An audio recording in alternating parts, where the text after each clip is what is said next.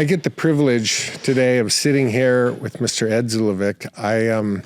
I'm a bit speechless right out of the gate. You are blessed if in your path you meet a handful of people like Ed. Sit down, grab a notepad, take some notes on this one. I really, really, really feel blessed to be here, and you'll see what I mean as we get going. You know that I try to start every one of these with a word or a phrase or something that encapsulates what we're going to talk about, where we're going to go. And Ed, I got to tell you something. This one's just sort of exploded my mind because there's categorical words that I could use to describe you, but they don't seem to tell the whole story about who you are and the way you interact with the world. The best I could come up with was the idea of passion-driven action. But the key is passion-driven. I think that this is because some of what you do, there has to be such a deep commitment to it, or nobody in their right mind would stay with it. So what is the commitment? The commitment is based in passion. And I think that we're going to uncover that theme in a lot of what we covered today. The willingness to be dedicated because of the passion behind it. Those two concepts go hand in hand, you know? So I'm excited to have you, buddy. Thank you for catching a flight, for renting a car, for fighting traffic, for getting here. So the rest of the afternoon and evening, it's free, and we get to do this and then go have some dinner. So I wouldn't miss it for the world. Anytime you ask anything of me, the answer is yes. Well, it's like, I got to keep that one in mind. I might need you to bail me out of jail or something, you know. So, yeah. No, I really appreciate it, and so. Like many of these, I have a curiosity. The secret sauce of extraordinary is sort of a fascination with me.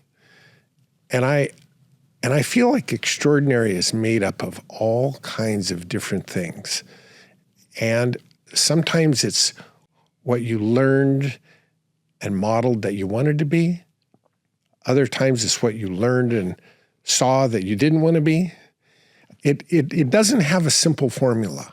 What happened? When did it happen? What were the things that formed who you are? But just for fun, I want to start with early Ed. Early Ed, what are those early memories looking like? What was a day in the life of 7-year-old Ed? What did that look like? Oh, that's a good question. Growing up on a small farm, my parents had 48 acres, and part of it, my grandparents lived on a second house that was on that property. Mm-hmm. The house actually that I grew up in, my dad built. Wow. Maybe about 1975. Right about in there, 76. Yeah. So they partitioned part of the property off, built a second house, and that was kind of where I was raised. So I had some acreage. Mm-hmm. I wasn't in the city. We lived about 5 or 6 miles outside of the city. What city? Junction City, Oregon. Junction City, which is, when I say city, that's got to be more like a town, right? Yeah. I think back then I'd say probably 1,200 people. Yeah, 15, right. Definitely maybe. A town. And so this would be what, like Eastern Oregon? Southeastern? Central to South. So Central to South Oregon. Halfway between University of Oregon and Oregon State University. Okay. Highway 99. On the west side of in the the Willamette state. Valley. Got it. Okay. Yep. Okay. So yeah, you could either choose to go to OSU or U of Right. O, you're like right in between. Right in the middle. Yeah. Okay. Like what, about 45 minutes to each or thereabouts? Probably less, 25, either way. Right. Yeah. Right in the 30 middle. at the most, Okay. yep. All right. So that's where you were born and raised, on a farm. And you say farm. Was it just acreage that looked nice, or did you have cows and chickens and farm equipment? Yeah, the latter had cows and chickens. And my grandpa at the time, who owned all that acreage that we lived on, he tried his hand at farming. So kind of the whole story, and it kind of ties into what I do now, but he was in the aerospace industry for Hughes Aircraft. He worked for Hughes Aircraft during the early space age. Right. The Apollo program, which most people know. But what many people don't know, there was a whole series of space projects and exploration that went on to set the stage so we could be able to go to the moon. So part of that was Mercury missions, Saturn, Gemini, and then Apollo. Right. So all those previous ones were there to gather information and the technology and the know-how and how to do that. So he retired from space program and Hobby farm time. kind of hobby farm in the 70s. He lived his whole life, adult life, down where that kind of industry was, Culver City, where aerospace and aviation was the driving force of the community down in California. Right. Retired after 37 years. My grandmother worked there as well. Wow. And just had enough. They wanted a different life, so they sacrificed and scrimped and saved and bought a little piece of land there in Junction City that I grew up on. And That's crazy. Do you think that we're going to get into that aviation has been a big part of your life? Do you think that some of those roots of your awareness and love for aviation came from your grandfather? yeah, I think it's directly tied. Yeah. Yeah, 100%. So he would talk aviation with you. Did you have all the models of the old Gemini and Apollo and et cetera? No, I actually didn't. I didn't really pick up the love or the fascination with aviation until it was always in the back of my mind. It goes back to we'll talk about this, I'm sure, at some point, and we have in the past, but it's those self-limiting beliefs. Right. I'm not smart enough to be in aerospace. I'm not good enough to be in aerospace. Right. It's elite. So you say to yourself, right? Yeah, so you say to yourself, Right. that's I can't do that. So then you succumb to the lower, least common denominator, and that's I'm going to be a farm worker. Right. I'm going to be this or, That's interesting. That's interesting. Did your dad have any aspirations in aviation because of his dad? No, so it was my mother's father. Yeah. Okay. So none of it came from my dad. Huh. Yeah. Interesting. He was a contractor, builder, just a contractor, general contractor in the 80s. We know how that turned out, the 80s. Right. Yeah. Things were tough. Yeah. Yep. And later he became a mechanic. He was always the fixer kind, refrigeration, get fixed, pretty much anything. So your mechanical abilities, maybe those genesis came from your dad and the ability to fix things. Genetically, I think. Yes. He wasn't a good teacher. He didn't teach me any of that. Right. I had to learn on my own. Right. There's a difference between being good at something and being able to teach it, isn't there? Yeah, exactly right. Yeah, I remember I must have been probably, 10, 11 years old. And I went to work early because the 80s were tough. Yeah. Right. So I worked, on weekends and after school, make a little extra money so I could give to my mom so we'd have some food money, just extra. It was tough. Yeah. And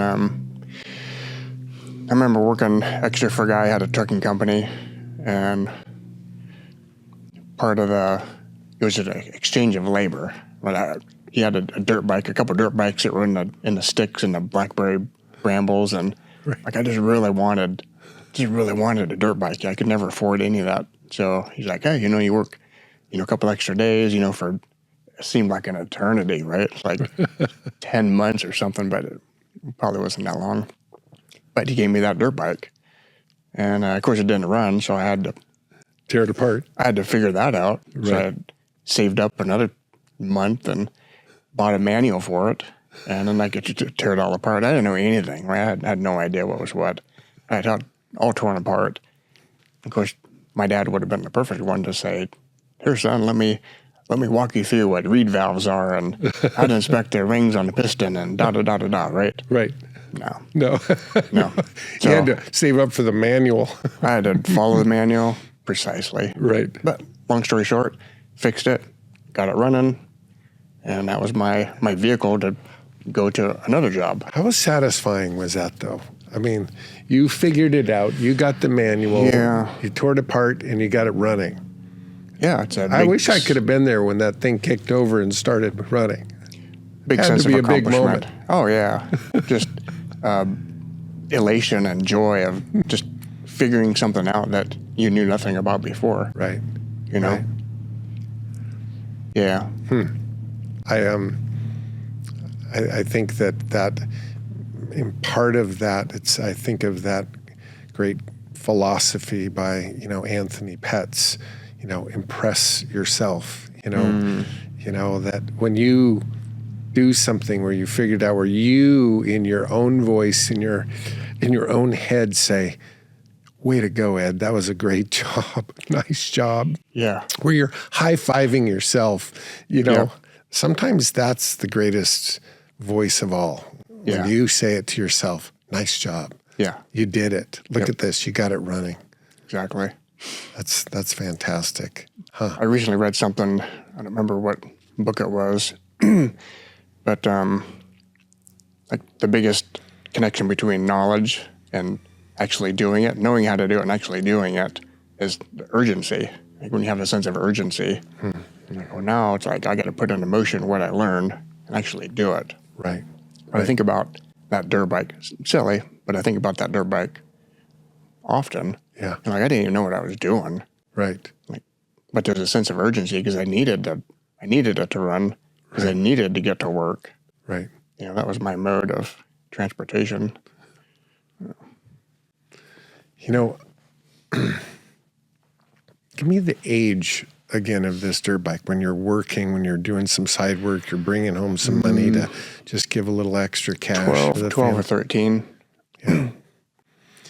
And Ed, there's a whole world that I was one of them. I don't ever remember feeling like I needed to work to bring money home to help the family figure out how to put food on the table.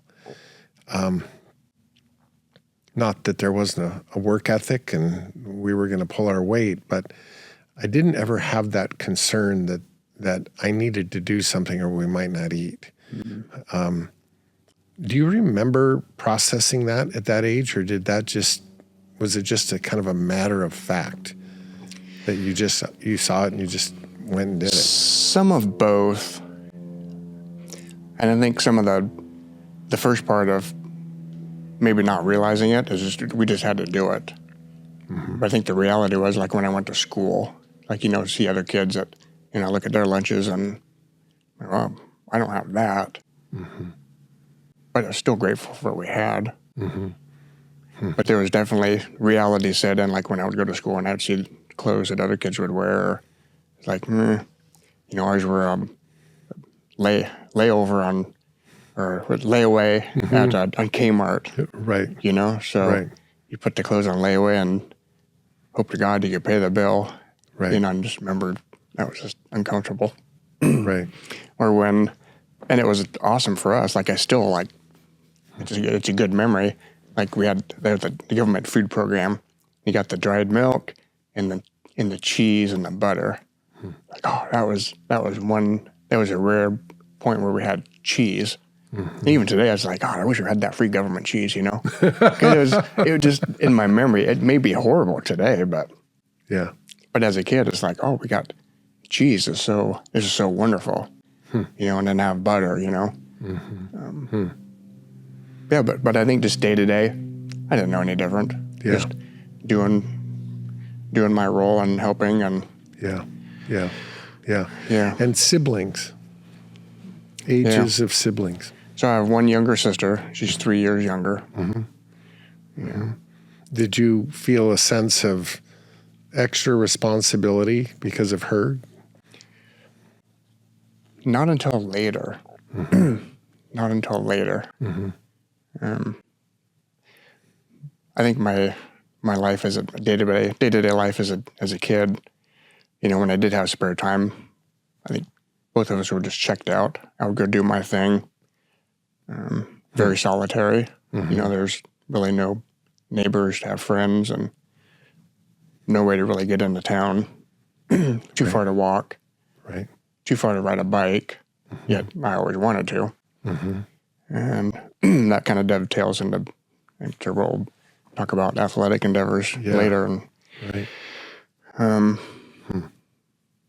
I didn't really feel like, and I've talked with my sister about this, you know, I felt pretty bad just being disconnected from her.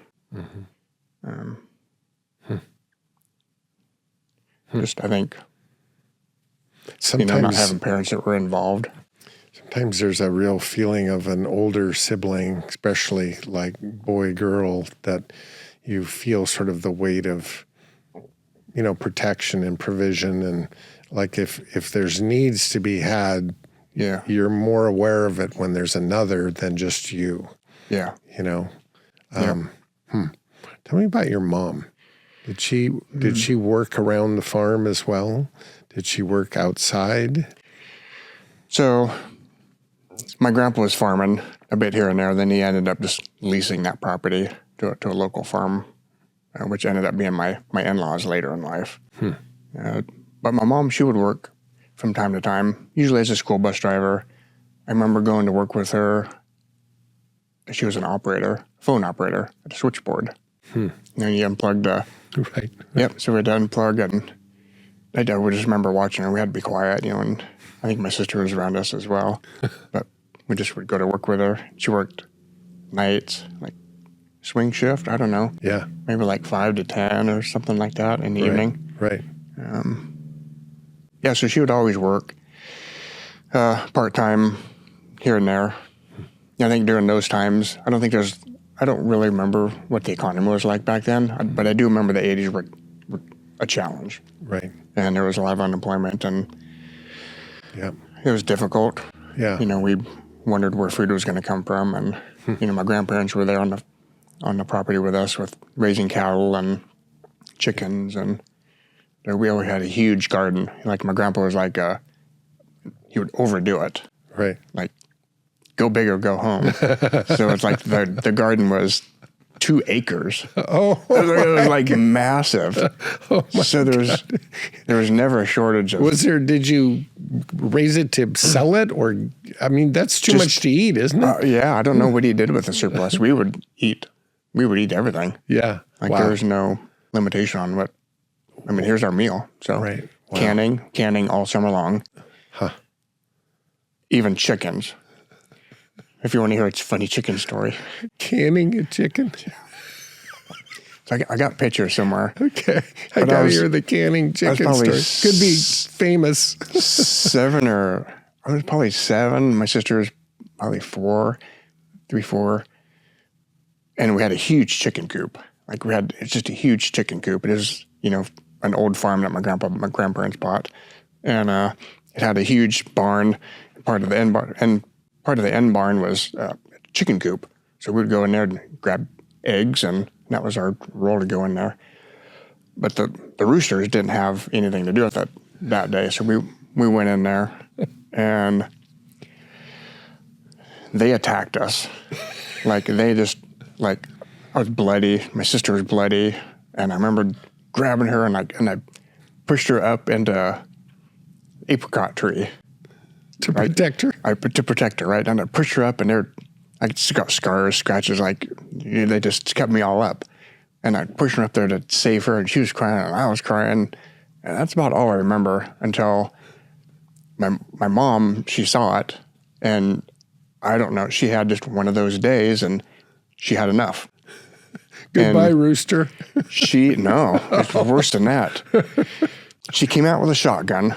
She came out with a Remington, and she had like an armful of boxes of shells, and she was screaming and yelling and cussing and swearing, and she's pumping rounds into the pump shotgun, and she's like Rambo, boom, boom, boom, boom, and the chickens are flying, and there's feathers all over the place, and she's loading them, and she's pumping from the hip, just blasting, and there's chickens running all over, and it seemed like it went on forever, box after box after box, and she's just screaming and yelling to no end. What mothers would do to protect their children. She killed.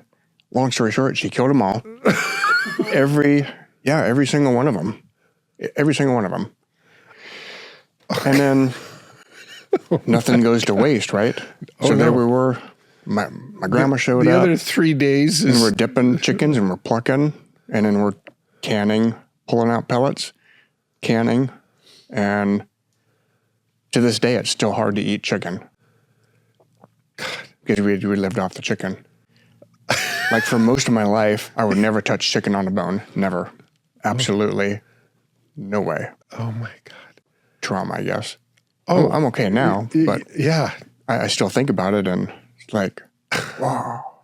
Yeah, that's like like right out of like Falling Down or something, where you just go, that's it. We're done. We're out of the chicken business right now. We never had any more chickens after that. Oh, my gosh. Yeah. And then you canned them all.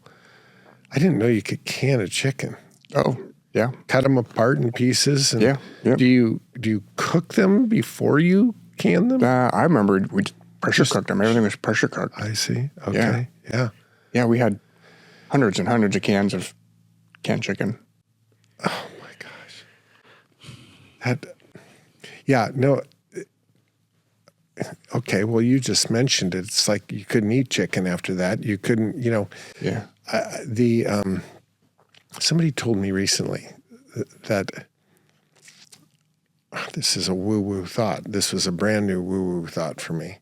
But that trauma of any kind, your body has memory. It's different than your mind having memory. Your body actually has memory. And it'll clog up your body's systems when things like this happen. And I'm like, oh my God, well, there must be a lot of clogs in my body because, these sorts of things, whether they were intentional or not, they happen in life. Yeah. But that one, wow, there you are trying to save your sister, jamming her up in the tree. And by the way, Rambo's getting you out of the chicken business real quick. Yeah. Gosh. That's I think about it now. It's like, oh my gosh, like I'm surprised I don't have number 8 shot in my calf or something, right? Exactly. Yeah. Wow. Oh my God. Oh, geez. So when did you leave the farm? Were you in high school in that area? Did you stay there all the way through high school? Yeah, I stayed there all through high school. Okay. And when I attended community college, I still kind of worked at the farm on and off? Yeah, I worked at the farm. But I think I went out like after like 18. Yeah. Better find your own place. Right. So it's like 18, it's like I graduated. I got to find it's time to move. It was just, I don't think it was ever spoken. That was just what was expected. Mm-hmm. So I moved into a duplex with one of my best friends growing up, and him and I shared one side, and his dad actually owned that duplex. Mm-hmm. Mm-hmm. And one of those lost deals, right? I look back and it's like, oh my gosh, he even offered to owner finance that to us. And I guess you're 19 years old. Right. Right. So I just thought that right now. I was like, wow, huh. Mm-hmm. So yeah, so we moved into that duplex maybe about a year or so. And then to save some money, I don't know where I got it at, but I had a small little RV trailer. I put it behind the shop at my mom and dad's house and kind of finished attending college for a couple of years. And in college, what was the focus of your study? So the focus, the first 2 years was a diesel mechanic, to be a heavy equipment mechanic. So I started that, finished that program. I wanted to be in the aviation program because at that point I was like, oh, I was interested in it. But then again, that self-limiting belief was, I heard it was so difficult and so challenging and elite and technical. I'm not good enough, not smart enough to do that. So I fell back to the next best thing that was easy. It's like, well, okay, I can fix anything, so I might as well learn how to fix semi-trucks and off-road equipment, tractors and whatnot. And at that point, my dad had a small trucking business. So he would, of course, I'm in high school at this point, or a little bit before. So kind of back up a little bit during the high school years. I was still working on the farm, but when my dad would come home on the weekends, he'd be tired because he'd be gone out trucking all week. I would maintain that truck, on the weekend when he'd come home while he's sleeping, trying to get caught up, give it an oil change, go through the brakes and put new brake, make sure it's ready to go. So then I finished a diesel mechanic program, and I think that was probably the first point in my life where I kind of rethought my process of like, wait a minute, I've been scared to do something. I'm going to try it. I'm going to do something different. Maybe how to rephrase that. I think it'd be the first point in my life that I challenged one of my own beliefs on just a really, really small scale. Right. So and the voice in your head was saying, no, try it anyway. Come on. You can do this. Yeah. And I still think about that today. And it's like, wow, I'm always trying to debrief. Like, why, what happened from that situation? Why did I may not be successful at debriefing some things I do, but I try to think about it. And I took time and I debriefed and thought about why I did stuff. And I reflected back on my grandpa. Yeah, he only had a third grade education. He grew up in Missouri, first, second, third grade. That was it. But yet he was an accomplished machinist for a world-renowned corporate mega juggernaut of the world, Hughes, right?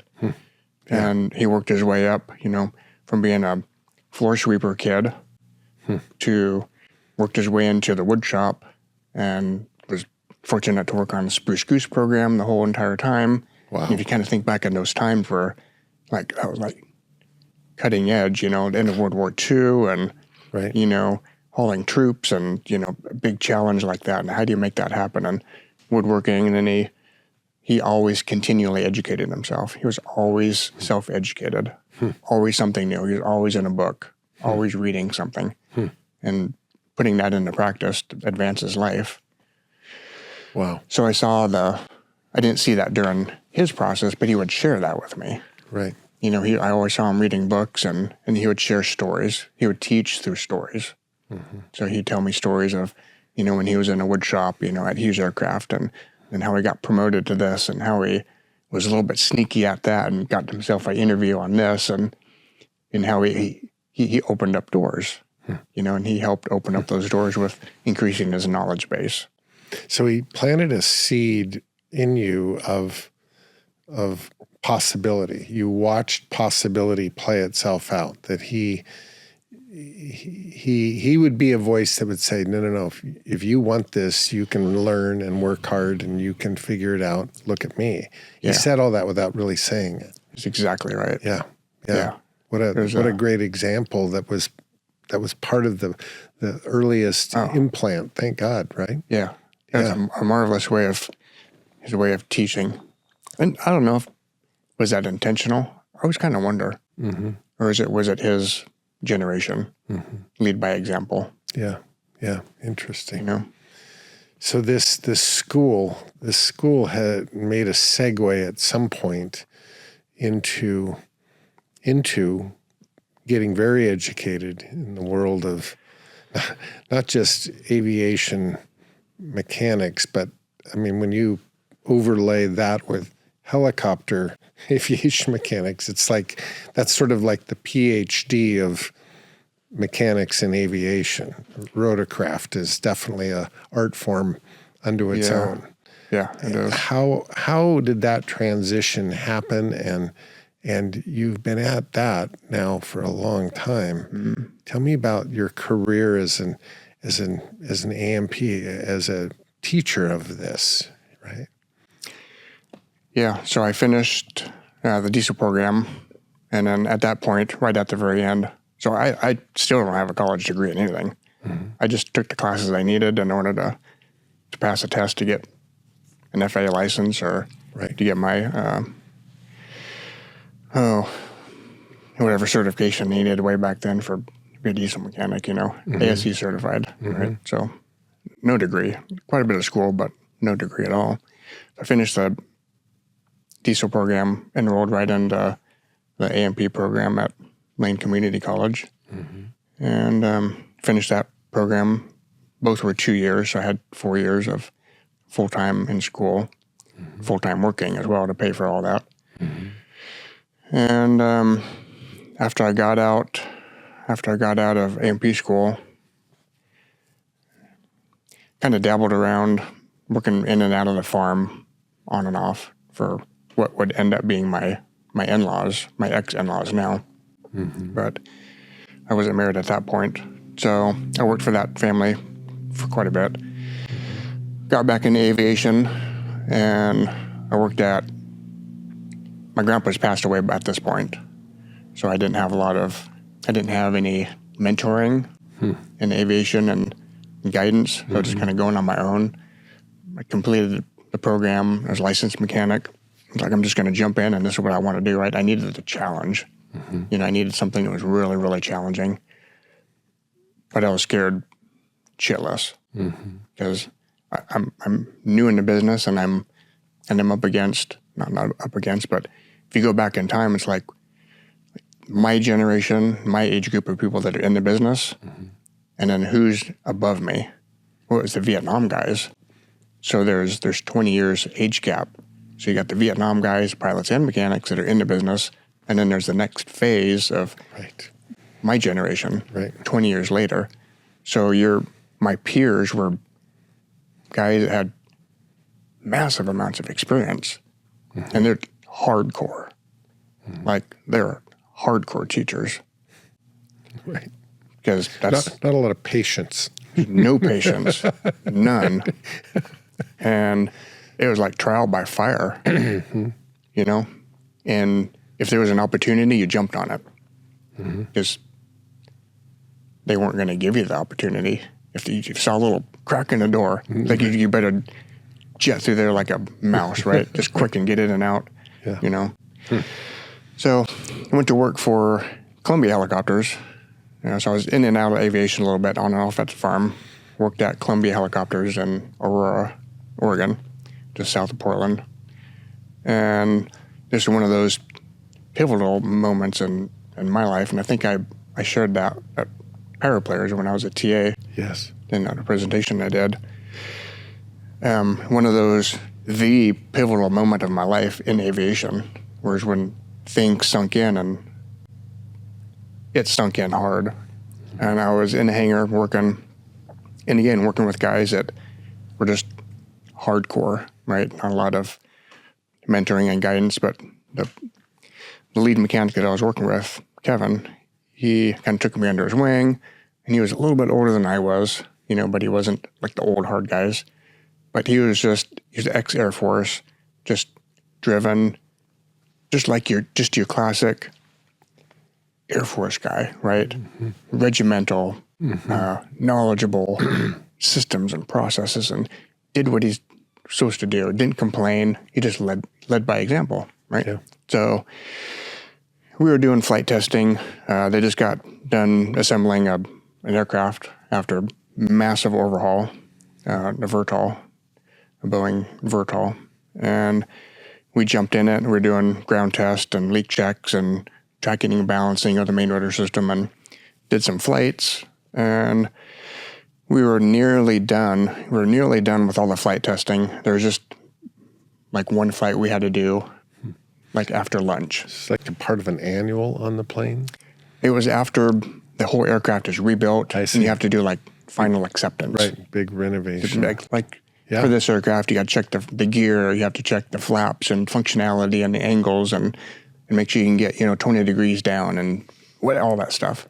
Right. So part of that was balancing the main rotor system, make sure that's smooth and balanced. Right. So we just had one high-speed flight left after lunch. We ate lunch. We're somewhere about in there, late morning, early afternoon, before lunch. So that was before lunch. My boss called the director of maintenance. He said, Ed, he goes, I got a truck for you to take. Go down to Southern California. Here's the address. We didn't have cell phones back then. And so map it out. And I drove the pickup truck with some logging supplies because we were logging, and drove down to Northern California. When I got there, the crew chief that I never knew before, met him, Coy, he goes, oh man, he goes, what's going on at the hangar? And I'm like, I nothing, right? Just doing some flight testing stuff. And he's like, oh, he goes, there's an accident. So we're like, nobody really knew anything. I don't even know how he knew, other than the fact that radio communication, right? We all had radios and, FMs that, from the base, relay, whatnot. And that aircraft crashed. And it killed the pilot, co-pilot, and one mechanic. And, it was the president of the company, and I think the vice president of operations, or the director of operations, like two big wigs in the company, and then the one mechanic, Kevin. And that was even today, I just still gives me goosebumps. I'm flashing because it seems like, Ed, when you're in aviation, it seems like every couple weeks, whether you know them or not, I hear of something. When you're a pilot, you're connected. Probably more frequent than that, but every time I hear one, it makes me feel like I'm going to pass out, because it's a tragedy. Last was it Saturday or Sunday? Saturday. Last Saturday. He was on Apollo 8. Oh, yeah. The astronaut who lived at East Sound. He was 90 years old. Yep. And he hit the water. And that was it. That's how his life ended. Yeah. Yeah,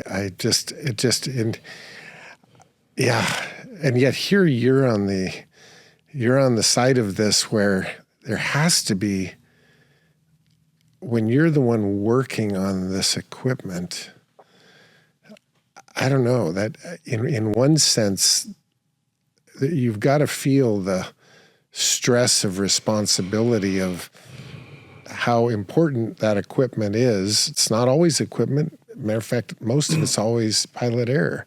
But still, it's a tandem between you and the pilot of the plane, that this thing's got to work right and you got to run it right, or else bad things happen. It doesn't work. Yeah. Yeah. The crazy part is, obviously I don't need to tell you, but I was on that aircraft hours before. Yep. And there was a lot of like, why me? Right? Right. Like survivor syndrome. Why me? Mm-hmm. Mm-hmm. Why did I get selected for that? Yeah. And not, mm-hmm.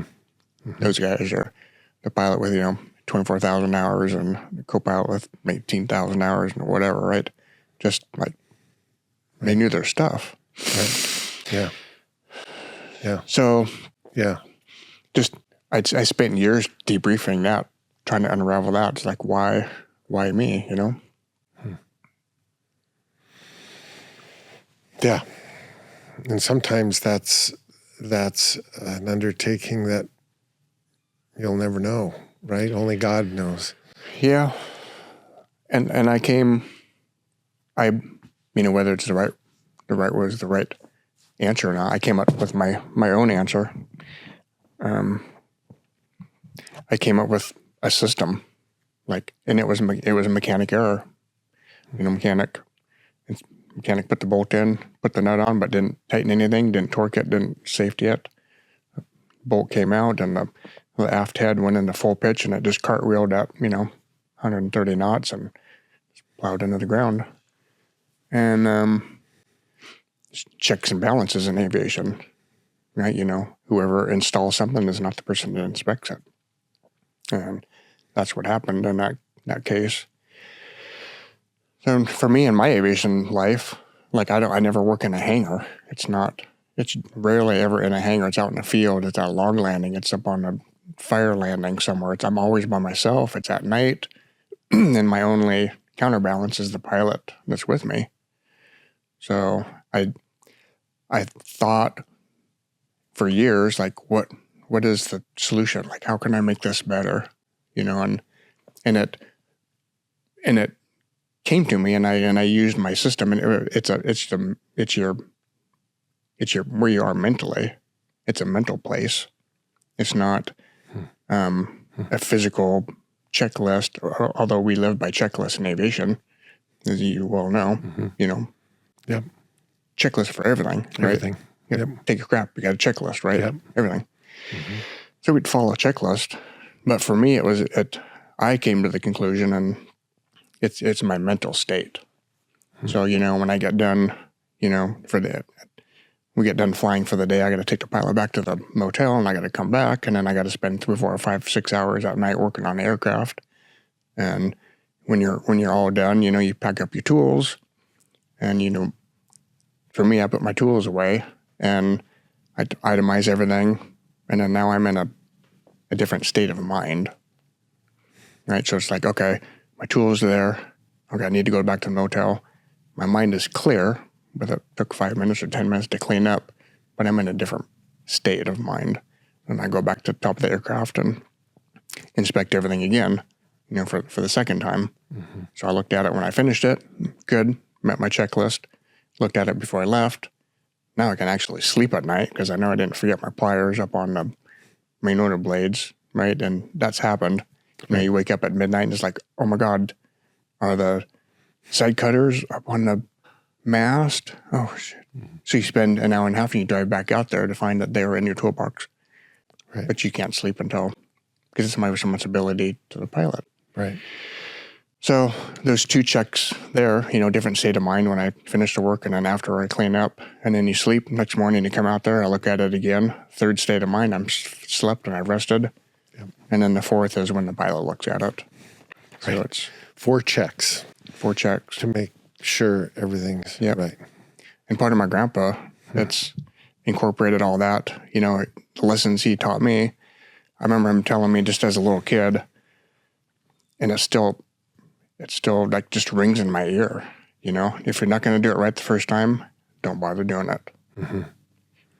And here's the right way. Yeah. It's do it right. Here's the steps. Yeah. And here's why these are the steps. And that didn't hit me until I got into aviation. Right. It's now I know what he meant. When Apollo whatever left Earth, and there wasn't any second chances. Everything had to be perfect every single time. Yeah. Because the ramifications are, it's just not the pilots on there or the crew that's on there. It's the family, the brothers and sisters and the moms and the cousins. And it's just a spider web of, you don't want to be in front of the judge trying to explain that one. Right. Yeah. Yeah. Why you didn't do this right. Yeah. Yeah. Yeah. But what a high pressure job. It's a surgeon in a complicated surgery. It's that kind of pressure. You're pulling something apart, your eyes, your decisions, doing what needs to be done, put it back together in a safe place. Well, and lives depend on it. You mess up, your head's in some other place. I think it's really interesting that you recognize that there's 4 states of mind, and that each state of mind is going to look at it differently. And so let's give it the full, all 4 states of mind to really be sure. That's really interesting. Yep. You know, this tragedy, I know we've spoke of not just this, but in this industry, it seems as though when you're hanging around this kind of industry, you hear of tragedy like this consistently. How do you deal with that? How do you internalize that?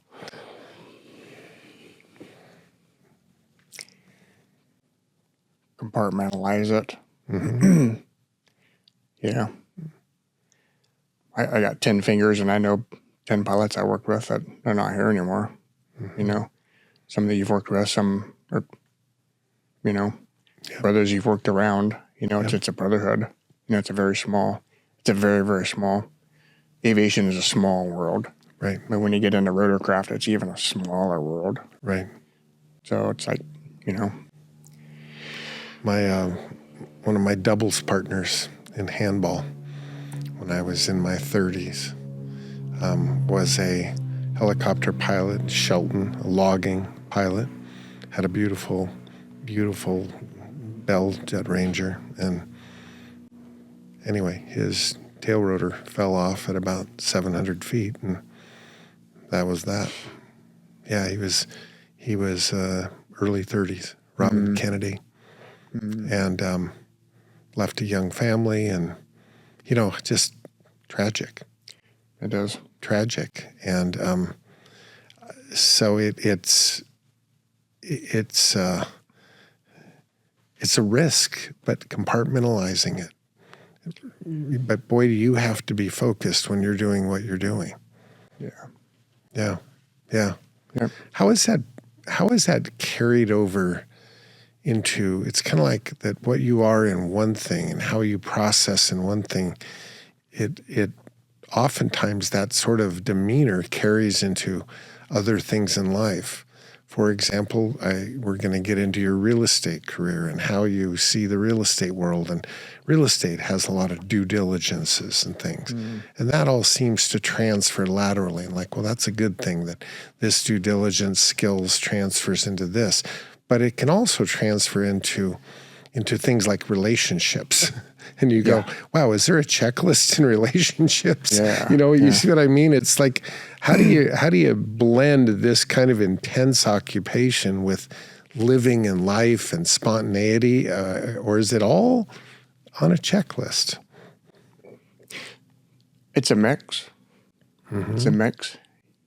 You know, aviation's full of checklists, but it's so much, like I spend so much time in the field with the pilot. Like, I know there's many pilots that I've worked with for so long, and like I've seen their kids born and raised and school and the events, and, you know, they go to high school and college, and, you know, I've seen the whole thing. So I've lived with them every day, you know, even though I hardly ever see their family. I hear the stories every day, and, you know, that's part of my responsibility is to make sure they get back, you know, and to keep them in the right headspace, because we're all humans. Right. You know, I have a bad day. He's got a bad day. When he has a bad day, we're going to be a real bad day. Right. So just recognizing it's the relationship, right? Not being fearful to, you know, say, hey, you know what? You're having a bad day. Fuck, you're not flying today. Right. Might want to keep it on the ground. I'm grounding you. Right. And I have that right? Yeah. It's like you're not in the mental space to be safe. Yeah. Like you're going through this in your life. Like, we need to stop. Right. Just being in tune with people and where they are. You know, and you know, a lot of, I don't know, I hate to generalize some people, but, you know, like mechanics is like, wow, like we're fixers and, I just decided to go through and push and get it done, right? And blah, blah, blah, be a man and get it done, Yeah. But you have to be, at least I am, compassionate and intuitive with people. Right. And I've always been like that, especially with the pilots I work with and the crew. So that relates into real estate really well. Yeah. And as well, obviously, with checklist and due diligence. And but you got to be flexible, right? Those two, I know a lot of real estate people, and I know a lot of, real hardcore aviation people, but you don't find the two worlds cross all that much. I see how they can. I do see it in the construction industry, sort of that left brain engineering and the world of aviation. Those two worlds go together. But the liberal arts areas, compassion, people skills, empathy, humanness, and the left brain engineering world don't often blend consistently out there. You don't see it a lot. Right. I think it's an amazing combination, but it puts some responsibility on you in a different way, right? Because you really do care, it adds another layer of awareness and pressure to what you're doing on the left brain side, on the engineering, the mechanic side, Fit into this story, Ed. Let's go back and fit in the world of real estate. Kind of followed the track through school into aviation. Mm-hmm. Where did real estate come into play in your life? Yeah. And when did that fit into this picture? Because for my world, even though we all kind of intellectually know you do helicopters too, we think of you as Ed, the brilliant real estate entrepreneur. Oh, yeah, and also Ed does some helicopter stuff, right? Whereas in your helicopter world, this is what Ed is about and does really well, and I hear he does some real estate. Isn't it interesting? So tell the those that are in the helicopter world how you got into real estate and what that's all about. Yeah. So I have to blame my ex-wife for that, and I'm going to give her some credit with some other stuff as well, because it's, we started down that road together out of necessity. We got married, I don't know, 95, 96 or so, and we didn't have a lot of money. I don't remember what the interest rates were, but we could only afford a certain amount. So it's like, well, it's got to be, this type of house, and it wasn't a very nice house. But hey, I can work on the house and turn it into what we want, right? I know my dad will help with some building and being an ex-contractor, and I'm just a kind of a fix-it kind of guy. I can fix anything and build anything, but don't ask me to design it or have some conceptual vision of like architectural. Right. Just draw me out what you want, show me a picture, and I can make it. Right. It doesn't matter what it is. Right. But I'm not that creative. Yeah. So anyways, my wife, Kathy, at the time, it's like, all right, here's the house. This is what we could afford. So I was like, all right, this is what she was brilliant at mapping out vision and process. And this is what we're going to do. And step by step, and a couple of years, I think it took us, probably about 2 years to kind of remodel, and the flooring and the cabinets and paint and, landscaping. And she was great at landscaping. And, we just did all that stuff together. We got along really, really well at that. Her abilities were different than mine, but they blended together marvelously with real estate. Right. And we got along really great at that. So we finished, I think, the first house in, I don't know what year it was, but we decided, hey, we're going to have some kids eventually. Let's move to a different part of town, different school district. So listed the house, sold it, and it was like, whoa, that's when we figured out what forced appreciation was. And like, hey, well, let's find another house, because the only thing it really cost us was some time. Labor was included between us. Right. And I bought another house, did the same thing a couple years, and it's like, wow, okay, this is really kind of something good, right? And along those lines, she brought up, she's like, we should buy an investment property. And I was like, no, I don't want anything to do with landlord stuff. I heard all about that game, the pain and the toilets and the trash and this is the terror and all that stuff. All my hard work getting trashed. Yeah, and all that. Like, no. So I'm not going to do that. That's just not me. Again, there's now look back, it's another self-limiting belief, right?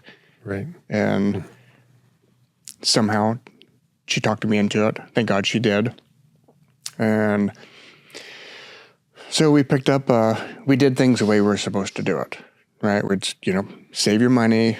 And this is what's so irritating about society is, they lay out these rules, the same rules that I was raised with and that I was taught in school or not taught in school is save your money, or go to school, go to college, get a degree, save your money, buy a house.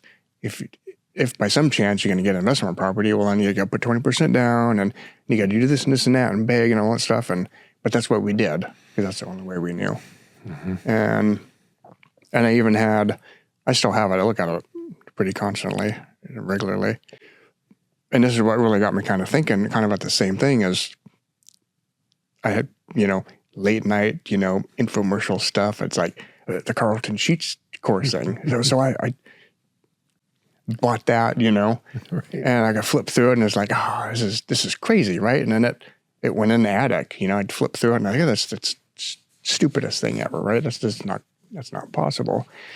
So really we did what we were supposed to do, saved up 20%, bought a single family rental. We had friends of ours that were our partners, so we were all 50-50 in the deal. And we bought another one, saved our money, bought another one. And I think we had, 5 at that point. And that's that was the beginning. And along that same timeline, I was not one to really self-reflect and just kind of think of who I am and personal growth. That wasn't a thing with me. But Kathy always was. She was always looking for some growth, right? So she would take a class and learn about this, learn about that. And it's like, and she always tried. She's like, well, go with me. I was like, guys don't do that, She's like, I'm not going to do that. Guys don't ask for directions. Guys don't go to school. Yeah, I was like, no, I'm not going to tough it out, but she planted that seed. And we spoke recently about that. And, I'm so thankful for that seed. And like we talked, I'm just, makes me sad. Like we're good, right? But it just makes me just think about like, why did it take, 15 years or 20 years to germinate?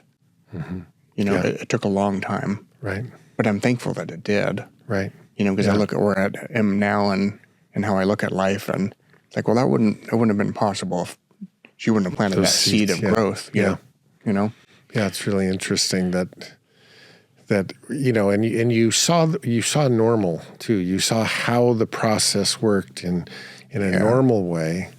Tell me about we do these 2 days a year at the Hangar here, a day at the Hangar, and that's for our life that was a famous day that you heard about and you came to a day at the Hangar. Yeah, this is not an infomercial, but it's a pretty good story. I think of Sean Manny a lot on this story. It is a good story. I think there's a lot of lessons, and I talk about that so often with other people to get them to think about, to question normalcy, question the ordinary. Why are you doing the things you're doing? Have you considered something different? Right. Just hear me out.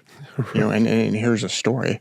And it started, and I sat right over there, right behind your shoulder, up against this couch. I don't know which one of these couches. But like you say often, I've heard you say often, there's there's no accidents. Just, how do you word that? There's no accidents. There's just inattention, something like that. Yeah, Waldo's in this picture somewhere. Yeah, so Jeff Stevens, love him to death. He just got done with the book depository, and he had the office space and stuff. And Selwood. I don't know Selwood, yeah, and I don't know why, but I saw the post and I saw however he worded it, the transformation of the building into a drastic repurposing of something that was then, and now it's this. And that just intrigued me, the repurposing of a structure like that. Just something I'd never considered. So I remember reaching out to him, and I was like, man, that's just awesome, right? Congratulations. And, I'm headed up. I don't know where I was headed, but I was headed north, and I think I was headed to my parents' house in Idaho. And I said, hey, if I swing by, I said, could I just walk through the place? He said, yeah, sure. So I texted him when I got there.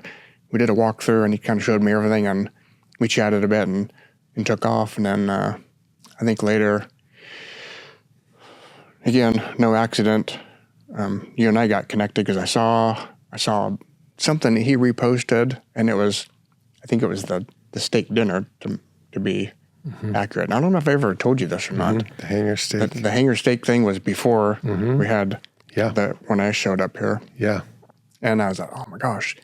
And that was when the general was there. General Fogelman. And so thankful I got to meet him later. But I wanted to go to that, but I chickened out. But again, self-limiting beliefs, and I've debriefed this so many times, and because I missed that opportunity because I was too scared. I'm at a place, and then I don't belong with a bunch of these people that they just know all this stuff, and I don't even know what I know. I don't know anything. I don't know anything. I'm in a place that's not comfortable. So I didn't go. What's interesting though, Ed, is that at this time and space, you're an AMP, you're highly trained in aviation. You've bought 4 or 5 houses. I mean, stop there and let's measure. I mean, you see, it is so self-limiting because, okay, there may be other ways to go about this, but it's not like you're standing around killing the grass. You're getting things done. You're moving forward. You're doing, and yet you look at yourself like, well, I don't belong in the same room with all of these. Well, boy, I'm here to tell you, even then, of course, wow. You more than belong in this room with, matter of fact, I'm wondering if I belong in the same room with you. But you see, that's the stuff we do in our head. Right. Okay. But all right. So you missed the first one with the general, the Hangar, but here comes a day at the Hangar, which is designed around real estate education, investment education. And did Jeff give you a heads up on that one? I saw the post, and I was like, all right, I'm going to go to that. And despite being full of fear and terror, I made the drive up here. I think I drove up the day before. I stayed at the Best Western right around the corner here. And that morning I showed up. I parked right here at the end of the fence, and I'm just looking down. I'm looking straight down the paved alleyway right here, right? Yeah. And I see all these people walk through, and I'm like, God, I don't look like any of them. And I look now and I laugh, and sometimes I still think the same things. Like, why, maybe I don't belong, Am I that type of person? Am I a real estate entrepreneur, Sometimes I don't know, you know? Yeah. But I see those people, and oh my gosh. So I grab my stuff, and I walk up to the door, and it's like, I don't know, So I go in the door, and there's Sean. And at the split second, a split second, I'm like ready to turn around. It just all of a sudden, there he is. And he just like gives me a hug, or he just grabs my hand, and it was so warm and welcoming and soothing. Yeah. And Sean's about 6'6" or 6'7", looks like Kobe Bryant. He's a great big guy. Yeah. And I just felt this blanket of warmth around me. It's the only way I could describe it. Yeah. And I just felt like, oh. And you just like, come on in. And he's like, oh, so glad to see you. Just like he knew me. Right. And I'm like, oh. Yeah. Well, maybe, I don't know how, what. And it ushered me in, and I'm hearing impaired. So I sat right up in the front, so I could kind of see lips, and I could hear well, and I'm sitting there and not certain what to expect. And yeah. Here we go. And here we go. A day of trying to look at things differently with different possibilities, different eyes to look at the world of entrepreneurship in real estate. Yeah. It was a pivotal day for my real estate career, as well as me in life philosophically, and questioning who I am, and why do I do things, and what am I to be doing? How am I supposed to be doing this? Yeah. Just so many things to consider. I was so blown away. I've never heard a language like that before. Like what you were speaking, I never heard that was a foreign language. Mm-hmm. It was like listening to ancient Greece. I was like, what? I was so blown away. And I remember taking a couple of pictures, just like fearful, but I was intrigued. I was like, wow, what am I missing? Like you're talking about all this. There's a lot of stuff you covered, right? Mm-hmm. And I'm just trying to process, and it's almost like I don't remember everything, but I just remember like visionary snapshots of like moments, like some feelings. Mm-hmm. Like that's what I can feel now. If I think back and close my eyes, I'm like, okay, if you said, Ed, walk me through that day, it would be the feelings that I felt. Mm-hmm. Like I don't remember exactly what you said, but I just remember feelings of like, whoa, I've been looking for that in my life, but I didn't know it. Well, and what I know to be true, and I know you'll agree with me, is that since that day you've leaned in, and not only have you learned these tools, these strategies, both left and right brain, but you've applied them greatly. And what was once inconceivable or impossible is now reality that's recorded and done and performing, and on to the next one. Yeah. That's the beauty of how life can change when you're open to what you don't know. It can change. Everything can change with new information, with new ways, with new thoughts, and that applies to everything. It's not just a business or a business tool. It's new ideas can change everything. And all of a sudden life looks different. Not just one thing, but how one thing affects the other and the other and the other. And all of a sudden it's like, whoa, one idea applied now sets life up very differently. Yeah. It's all so tightly interwoven together. They are. You can't just have, real estate entrepreneurship without self-growth and awareness and challenge and being uncomfortable and challenging status quo of life and financing, right? It's all interwoven together, and it's all jumbled up. But the fear category there that you just named is something that oftentimes we just, whether we're aware of it or not, we steer away from it. We're afraid of it. We're afraid of being uncomfortable. We're afraid of trying something new. We're afraid of thinking something new. I just talked to Roger Belair, and he calls that righteousness. That righteousness is, I don't need to talk about that. I already know that. I've got the answer. I've already figured that out. Here's the way I do it. in other words, you're not open to thinking new thoughts.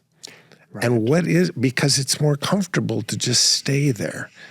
It takes a real earthquake sometimes to be open to what else is out there. Yeah. Just to be open to listen and receptive. Sometimes it takes an earthquake. It does for me. Yeah. Yeah. And it took an earthquake for me to think differently. Yeah.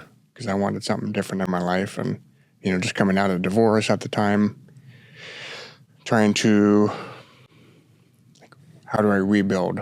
How do I get what I once had?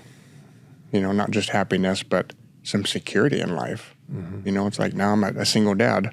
I have 2 kids that, my ex-wife and I were co-parenting, and I have, 2 weeks here and 2 weeks there, and I'm juggling, trying to figure out how I can recreate something in real estate because I truly believed in it because I saw it work in a number of different ways, not just owner occupying houses and flipping them at the same time, owner occupied rehabs, but accidentally falling into a creative deal that just got me thinking. And it coming out of that divorce, that was, stressful, and you fear and uncertainty and doubt and life. But yet I'm attached. I have this attachment with real estate. I had that belief. I knew that was the way. I just didn't know exactly how to do it by myself. I didn't know because I relied upon, with my wife at the time, relied upon her vision and knowledge and fortitude and kind of guidance. Is like, oh, this is what we need to do today, and this is what we need to do today. Got it. Yes, sir. I'm on it. I got it done. Now I'm alone. How do I get traction? What do I do? How do I do it?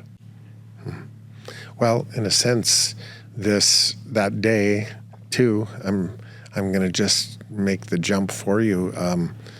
That day, I know how involved you've become with so many of the people who are a part of that kind of day, those who've gone to an intensive called Power Players. I mean, I imagine you could name 100 Power Players off the top of your head that that have created like a community, an accountability, a reference of like, if you don't know it, well, somebody in this community knows it.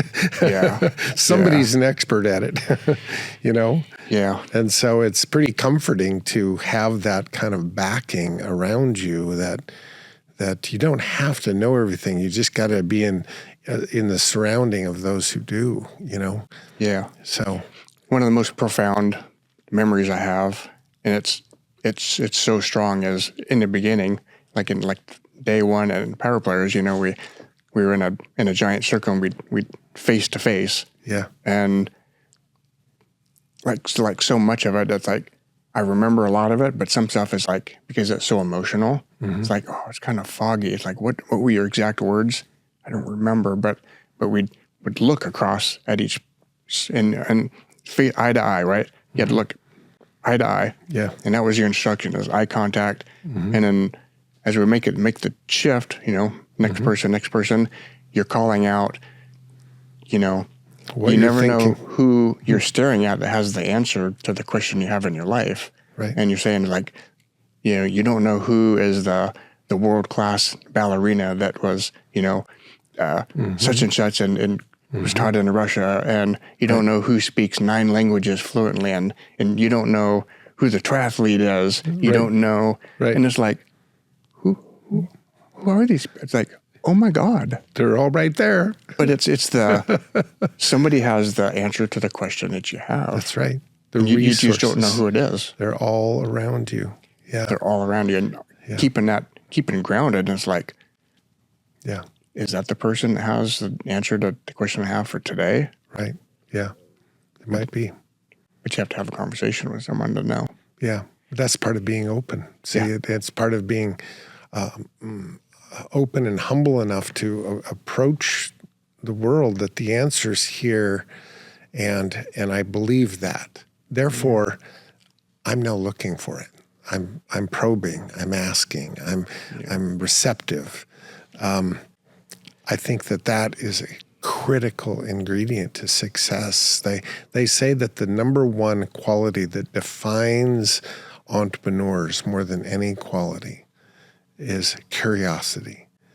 We just want to know. We ask a lot of questions. Why? We're digging, like there's something here, and I think that's a true statement. I would agree with that as an observation. You have been involved in real estate as a buyer of real estate, as an investor, as a landlord, property owner. You also have become an accomplished real estate broker and have a brokerage, a team around you that's involving yourself in the retail world of brokerage. How do you just in those two, we still haven't gone to the third area, those two, the real estate world and brokerage, you mentioned, there's already more than two on the table. You're a father, right? Mm-hmm. And you're an accomplished aviation mechanic. Okay. Juggle those and now add a fourth. You're a world-class athlete.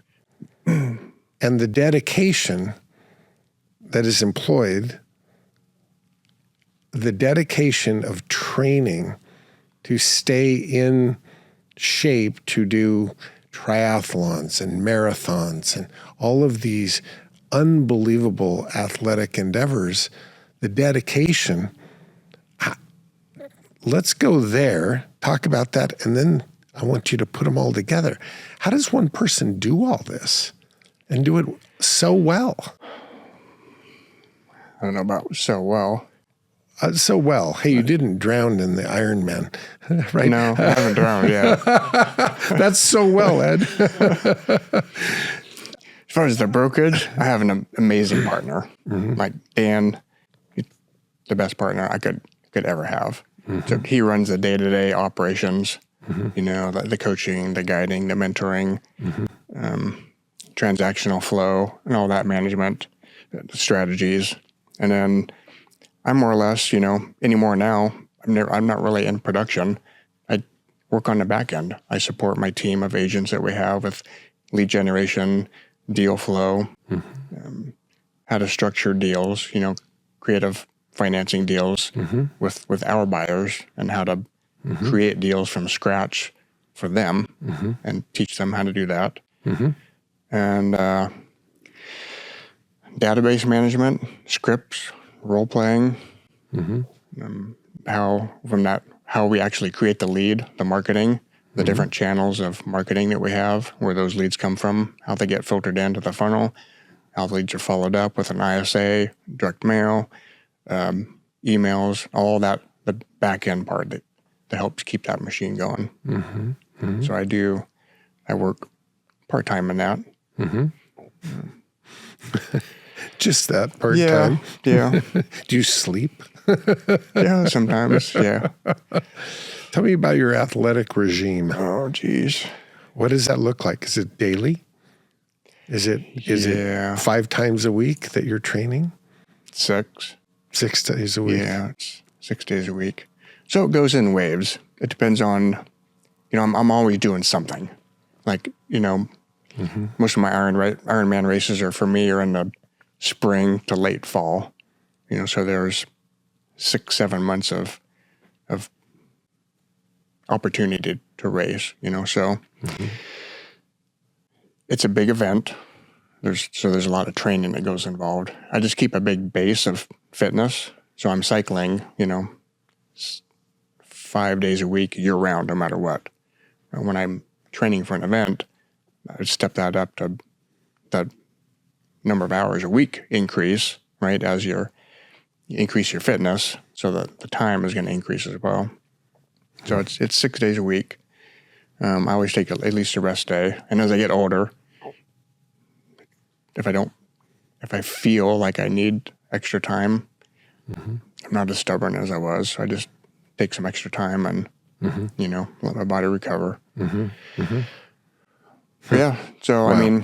Throughout the year, like when I'm not training for an event, I'm just keeping the fitness level up it's probably 10 hours a week of cardio work, swimming, running, biking, all those combinations. And the motivation that, and I know because you've got a clue on your shirt right there. The motivation, you've tied this dedication to doing your part in helping find a cure for cancer. Tell me about that and that purposeful connection that you draw between that cause and your effort. Yeah, that's a good question. Cancer is one of those things it touches everybody's life in some way. Either maybe not directly or indirectly. Family or at least some friends of somebody. We all know somebody. And my dad had bladder cancer, and then he ended up dying from liver cancer. Mom had breast cancer, and grandma, lung cancer. There's a lot of people in the family, and as well as in-laws. When you get married, you absorb a whole new family, and then that extends to, prostate cancer and more breast cancer and da-da-da-da-da. It's just one of those things where it's there. And it didn't really sink in about maybe my role of like, who am I in life? Who am I in this world? Like, what am I here for? And I started thinking more about other people. And some moments happen in life where it's like, okay, for me, personally, God came into my life and, it became to me, this is a calling that I needed to do. And again, there's no accidents. Things are presented to you and you either step into that moment and absorb them and embrace them and let that cloak of what you need to be doing embrace you and take on the challenge and do it. Right. And it was when a good friend of mine, another fellow Ironman, tons of races. Eventually, I'm going to catch up with him. He's done a lot of them. He had lung cancer, and he was never a smoker. He got over the lung cancer, got through it, and then after he was getting over that, that's kind of when we became friends, riding bikes a lot together. Lung cancer came back again, and I think he was in the hospital, and I was working out a lot. And there was an app called Strava where you just kind of do your workouts and it's kind of uploaded. He was in the hospital, and it's like a social media app for athletes. He was seeing what I was doing just like every day, swimming and biking and running, and he wasn't able to do any of that. And when I talked to him, I don't remember what we were talking about, but the gist of the story then was, I'm not able. He could basically, in few words, he said, Ed, he goes, I'm not able to get out and be there with you and do that. He goes, I'm living my life through you. He goes, it's keeping me going. He goes, I see you out there swimming. He goes, I know I can get better. I know I'm going to beat this, and I'm living my life through you. And that really sunk in, and that's really what made me think. It's like, well, hey, if I'm just doing something that I enjoy and it's keeping him motivated and alive, what else can I do? Yeah. Then I got thinking more, and then I got associated with this cancer support group and cancer awareness and what we do to help other people, in their life, to beat cancer and to work through that and be guidance and mentorship and motivation and just talk about it, Right. Still not really realizing what my role is, help with fundraising, right? So we can help the cause and help promote awareness and talk about it. So I race to raise money. But it really wasn't until I think probably last year where it really sunk in. I was like, oh, now I know my place. And my place is talking with people. Right. When I'm out and about and I'm wearing this stuff at the airport, people just come up to me and they just start telling their life story, like a total stranger. And my role, and I know it's my role, is to be that bouncing the reflection board, the person to listen. Right. And I'm naturally very empathetic, like empath, emotionally things really get to me, and I feel their story, I feel it. And I know that's my role. And so now I seek that out because I know that's what I'm supposed to be doing. Right. To have those conversations, The people come up to me and tell me a story. Their daughter passed away from cancer, and now we're hugging and we're crying. Yeah. Or this biker dude, like, it looks like he can, like, snap you in half like a twig, and here we are crying as his wife passed away from cancer, and he just broke down just like a regular person, and just like, here we are, and we're hugging in the airport, crying, and, Yeah. like, that's where I'm supposed to be.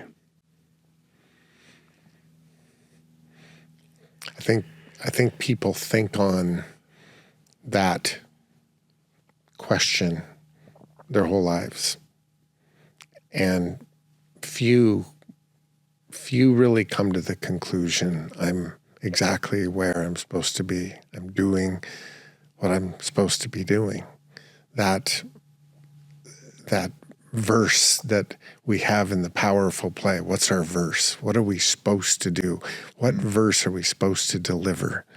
And to hear you say, hey, I've found that, and this is how this works for me, and I know I'm in the right spot.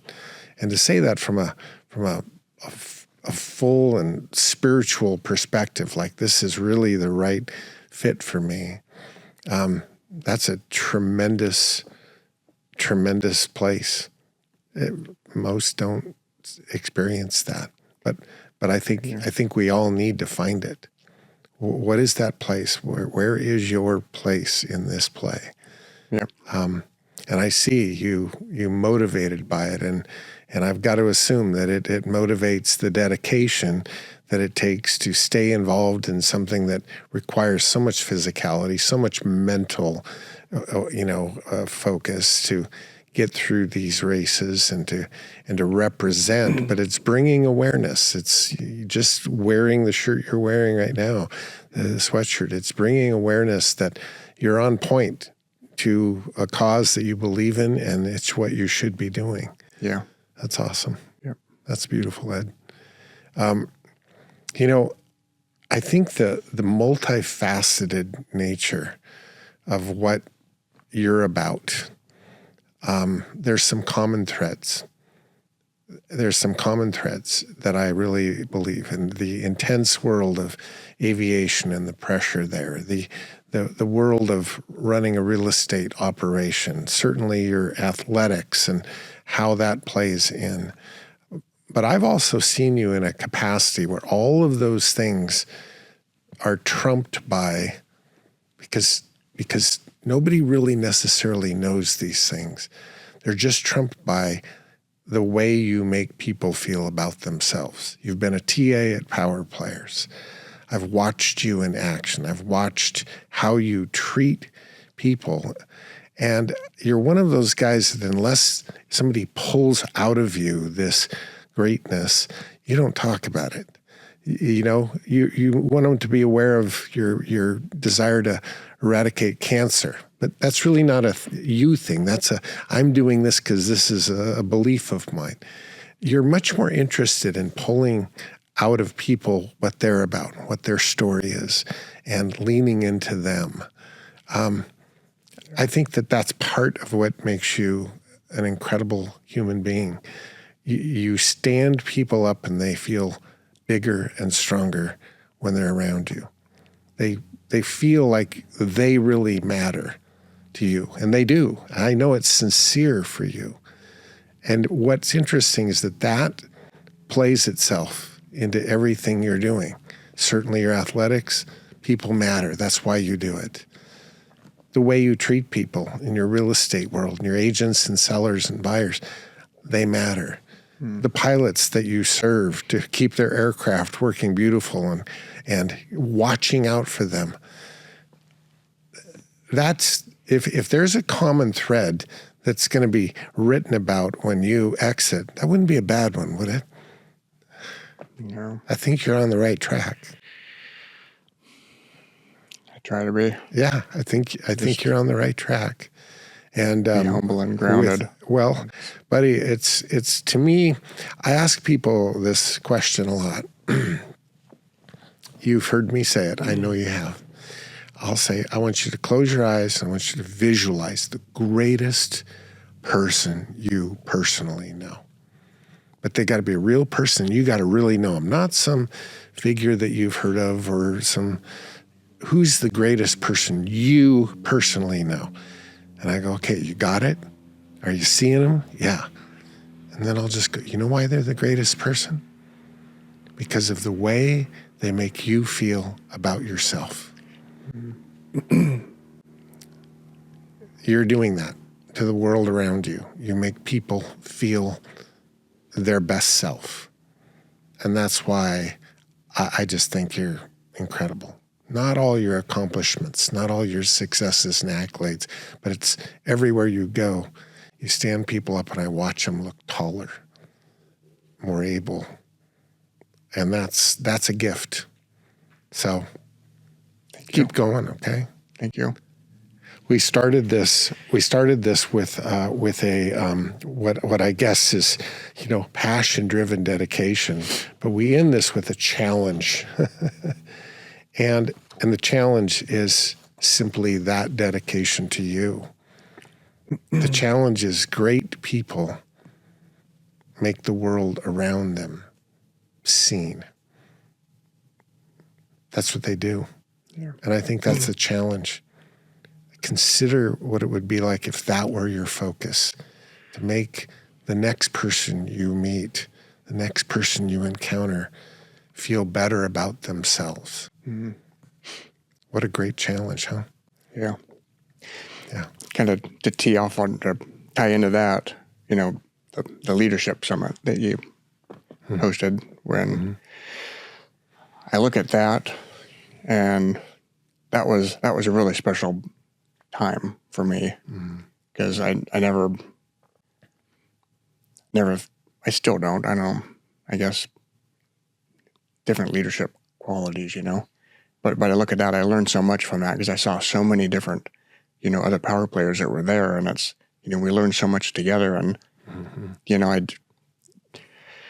the stories and just the things that we talked about, it just got me reconsidering, like what leadership is, because I had, that idea in my mind is like, okay, it's that and that and that, but it's so many different things, Right. I think each of us have our own leadership traits, different qualities. Mm-hmm.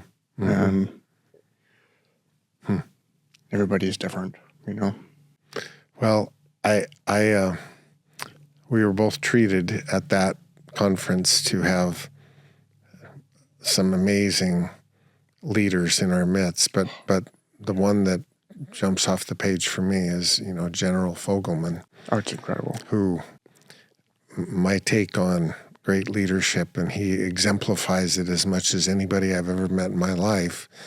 If you haven't looked him up, look him up. 15th Chief of Staff, United States Air Force, and I'm blessed to have bought this airplane from him, which is why it's a very, very important plane to me. It's not a plane. It connects me to what he's about, and his humility of being one of the most accomplished aviators in the country, a general who led the entire Air Force, the Chief of Staff.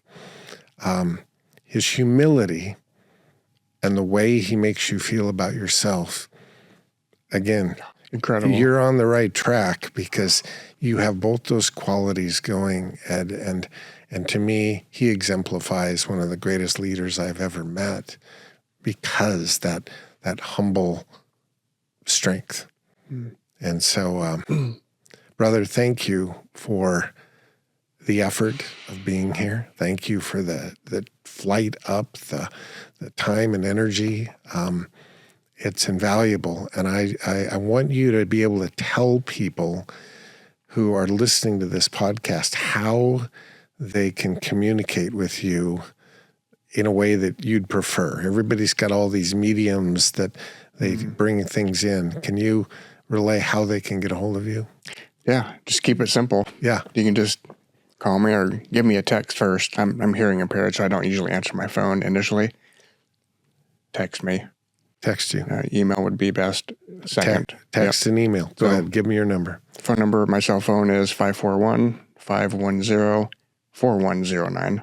And my email would be, best email would be ed@theoperativegroup.com. Excellent. ed@theoperativegroup.com. Brother, Thank you so much. And for all of you who are listening today, I'm really hopeful you'll reach out to Ed with thoughts and questions. And as always, what a privilege that you've taken time to be with us today. Until the next podcast, God bless you. Thank you so much. I appreciate it. Thanks, buddy.